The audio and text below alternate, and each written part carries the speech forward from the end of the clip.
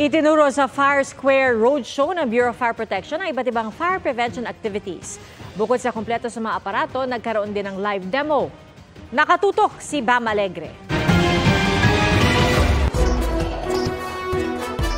Bumbero for a day and more. Ito ang tampok sa Fire Square Roadshow ng Bureau of Fire Protection sa Mandaluyong.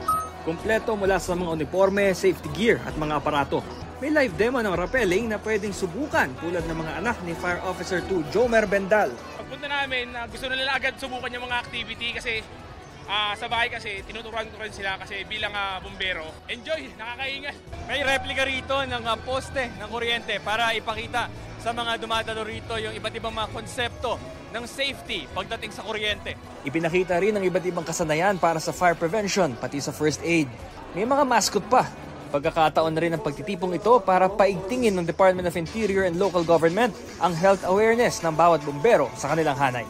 Para maging fire volunteer ka o firefighter ka, dapat matikas ka, malakas ang katawan mo, nakafocus ka dahil siyempre usok yan eh. So, kailangan hindi ka lang healthy. Talagang kailangan wala kang bisyo sa katawan, hindi ka dapat alcoholic at lalong-lalo na hindi ka gumagamit ng droga. May iba't ibang exhibit na kinikilala ang mga hamon at sakripisyo ng mga bumbero. Para sa GMA Integrated News, Bam Alegre, nakatutok 24 oras.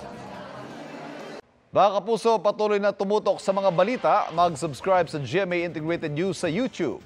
Sa mga kapuso abroad, samahan nyo kami sa GMA Pinoy TV at www.gmanews.tv.